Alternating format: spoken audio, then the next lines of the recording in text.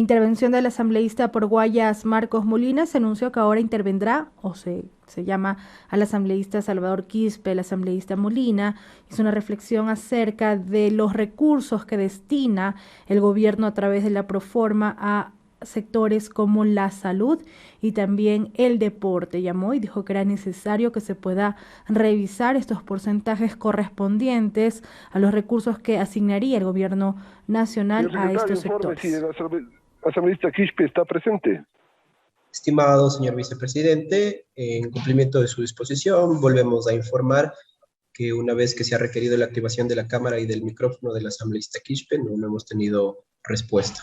Consta como conectado en la sala Zoom, estimado vicepresidente. Correcto. Tiene la palabra el asambleísta Juan Lloret. Allí lo que se precisaba desde Secretaría General respecto a la conexión del asambleísta Salvador Quispe, se anuncia ahora la participación del legislador Juan Cristóbal Lloret. Sería la participación número 19 en este debate sobre el informe no vinculante de la Proforma del Presupuesto General del Estado. Muy cordial. Estamos ante la llegada de un nuevo gobierno. Las expectativas que estaban situadas en que se pueda corregir, digamos, el desastre de lo que fue el gobierno de Lenín Moreno, catalogado como el peor gobierno de la historia. Lamentablemente esas expectativas y sobre todo que se puedan corregir esos vicios, esas malas prácticas de las últimas 3 proformas presupuestarias, que por cierto, vale decirlo, no fueron aprobadas por la Asamblea Nacional, lamentablemente siguen en meras expectativas. ¿Y por qué digo esto, señor presidente, encargado de la sesión? Porque luego de revisar la proforma presupuestaria 2021, nada ha cambiado en esta proforma con relación al mismo plan de gobierno del señor Moreno, los mismos vicios, las mismas falencias, el mismo modelo neoliberal, y por lo tanto sigue siendo el mismo gobierno. Es más, hasta algunos nombres de los que fueron parte de la estructura de gobierno del señor Moreno se repiten, digamos, dentro de las estructuras de diferentes carteras de Estado.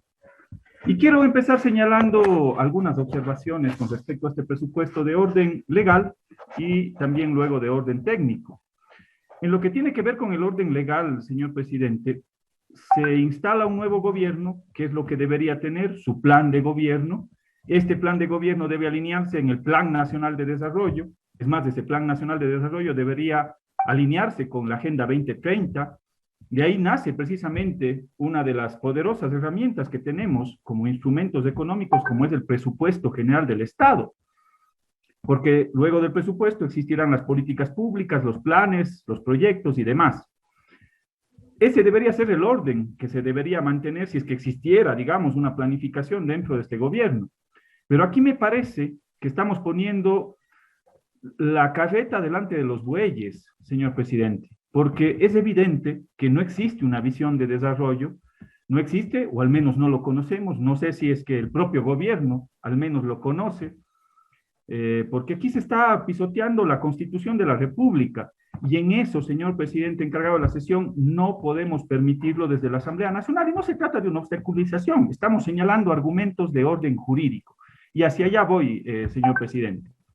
Precisamente, si usted me permite, a través de Secretaría, se puede dar lectura al artículo 293 de la Constitución de la República para que los colegas legisladores tengamos conciencia de qué es lo que se está aprobando con este presupuesto o que se está planteando con este presupuesto general del Estado. El primer párrafo del artículo 293, si es tan gentil, señor presidente.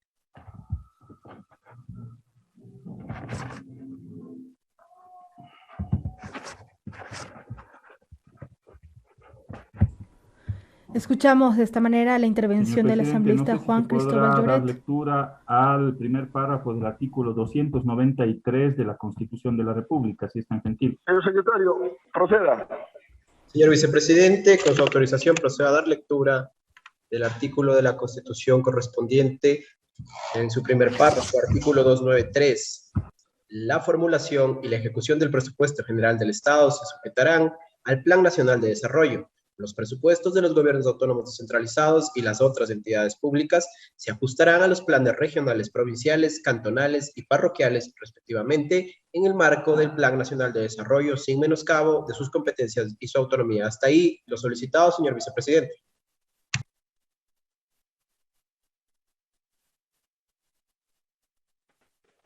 Correcto, continúe, señor asambleísta. Gracias, señor presidente.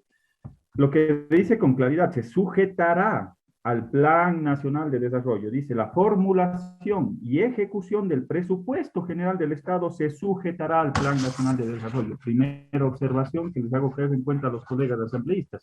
Y si es que damos lectura al artículo 294 de la Constitución, este dice que la función ejecutiva elaborará, dice, cada año la proforma presupuestaria anual y la programación presupuestaria cuatrianual.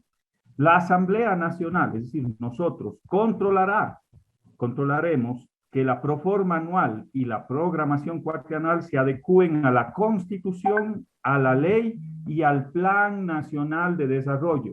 Y en consecuencia, aquí dice qué es lo que deberíamos hacer. Se aprobará u observará. Yo creo que hay que hacer lo segundo, precisamente porque no conocemos ese Plan Nacional de Desarrollo, no ha sido ni conocido, no sé si el gobierno lo conoce, y es evidente que no hay una visión de desarrollo que podría ser o que podría estar atada, digamos, a este instrumento poderoso como es el presupuesto general del Estado. Primero, el señalamiento de orden jurídico. Segundo señalamiento de orden jurídico, señor presidente, encargado de la sesión. Este presupuesto adolece de los mismos vicios, empezando por el incumplimiento a las reglas constitucionales del artículo 286, reglas constitucionales y también reglas legales. ¿Como cuáles? Como por ejemplo, el gasto permanente debe ser cubierto por los ingresos permanentes. Según la proforma presupuestaria, tal como nos muestran los números, hay un saldo positivo de 808 millones de dólares que dice que está cumpliendo esta regla. Pero yo les consulto al final del día. ¿Sabemos si es que esos 808 millones de dólares efectivamente es real? Cuando aquí se ha dicho, es más, yo escuché algunas intervenciones de algunos asambleístas oficialistas que estarían o que podrían estar dentro del presupuesto de inversión cerca de 2.700 millones de dólares, recursos para gastos en salud y gastos en la cartera de bienestar social. Claro, yo no satanizo que puedan invertirse esos recursos precisamente en salud, luego de una pandemia, y también en el ámbito del bienestar social, de los bonos que están establecidos a favor de la población más vulnerable, pero lo que sí observo es que debería haber transparencia, porque muchos de esos recursos son gastos que se podrían considerar gastos corrientes, señor presidente. Entonces se está camuflando más de, o alrededor de 2.700 millones de dólares, que lo dijo un colega legislador, en inversión precisamente para esos sectores. Muchos de esos recursos deberían ser gastos permanentes, digamos, que deberían ser cubiertos por los ingresos permanentes. Hago caer en cuenta esa segunda falencia dentro del presupuesto general del Estado. Un tercero, tiene que ver con el incumplimiento a las asignaciones para educación, tal como está establecido en la disposición transitoria, precisamente la 17ª de la Constitución General de la Constitución de la República del Ecuador, que establece un incremento anual del 0.5% del PIB hasta llegar al 6% del Producto Interno Bruto en términos reales para la inversión en educación. Pero ¿qué es lo que resulta? Con este presupuesto se reduce cerca de 500 millones de dólares a la educación. Cada año se va reduciendo desde que está el peor gobierno de la historia, desde que está con Moreno. Moreno lo redujo y ahora Lasso también lo reduce. Es decir, nada ha cambiado, al menos para el debilitamiento del sistema educativo que sigue en franco deterioro. Y usan los mismos vicios para poder comparar. Lamentablemente, nuevamente en este presupuesto se compara lo codificado del año anterior versus lo presupuestado de este año. Y por supuesto hay un incremento del 0.5%, pero estamos comparando cosas distintas, estamos comparando peras con manzanas. Les pongo un ejemplo adicional. Si es que yo presupuesto en el año 2020, resulta que presupuesto mil millones de dólares para educación, pero a lo largo del año 2020 lo voy reduciendo. Al final del año termino con un codificado de 800 millones de dólares. Claro, si yo pongo el 20 comparándole con el 21, le pongo 40 millones de dólares a esos 800 y claro, ya estoy cumpliendo con el 0.5%. Pero en la práctica, lo que está pasando en el país es que sistemáticamente se está reduciendo el presupuesto para educación, señor presidente encargado de la sesión. Ya lo decía el colega asambleísta y con una lámina lo pudo clarificar el asambleísta Pavel Muñoz. Es decir, se están utilizando los mismos vicios. y por lo tanto se está incumpliendo con la Constitución de la República. Vamos al orden técnico. Primero, no tiene una indicación clara del endeudamiento, y aquí yo quiero hacer una reflexión mucho más profunda, porque se agudiza con las declaraciones del presidente Lasso, que dice que hay un paquete de más de 4.000 millones de dólares con el Fondo Monetario Internacional. Miren, yo no quiero satanizar el origen del endeudamiento, el origen de ese endeudamiento, pero lo que sí me preocupa son los condicionamientos que están detrás de esos 4.000 millones de dólares impuestos por el Fondo Monetario Internacional. Eso es lo que me preocupa. Y cuidado, y terminamos con el remedio, peor que la enfermedad. Yo sí tengo clara memoria de lo que fueron los hechos de octubre del 2019, precisamente cuando se dio ese decreto ejecutivo, el 883, que planteaba la eliminación del subsidio a los combustibles, política impuesta por el Fondo Monetario Internacional, que al final del día nos terminó costando a los ecuatorianos, según los propios sectores empresariales, cerca de 4.000 millones de dólares. A eso es a lo que le tengo miedo, a ese tipo de políticas o ese tipo de imposiciones por parte de esos organismos multilaterales. La otra preocupación que tengo tiene que ver con la estimación de los ingresos. Ni el propio gobierno nacional cree en la reactivación económica. Tal es así que ellos mismos plantean una reducción de los ingresos tanto de IVA como de renta. Eso lo dice incluso Roberto Rosero, que estuvo aquí, un investigador que estuvo dentro de las comparecencias. Tanto es así que se reduce el presupuesto de renta, del impuesto a la renta, por 452 millones de dólares y el impuesto al valor agregado por 466 millones de dólares. Esto no solo afecta al Bopedeuco, que lo dijo hace un momento el representante de las universidades. Lo más grave de todo esto, señor presidente, es que no existe un norte. No saben cómo reactivar la economía. No tenemos un plan de desarrollo. Hoy tenemos una caída de la demanda estrepitosa. Y no es por la pandemia, señor presidente. Hay una caída del Producto Interno Bruto. El año anterior, si bien es cierto, es del 7.78%, pero en el 2019 ya teníamos un decrecimiento económico marginal del 0.1%. Y en este año tenemos una deflación que está proyectada en el presupuesto general del Estado. Es decir, los precios no se incrementan en el país, los precios decrecen. ¿Por qué? Porque afectaron a la capacidad de consumo de los ecuatorianos. Y cuando se afecta la capacidad de consumo de los ecuatorianos, la gente tiene menos dinero en su bolsillo.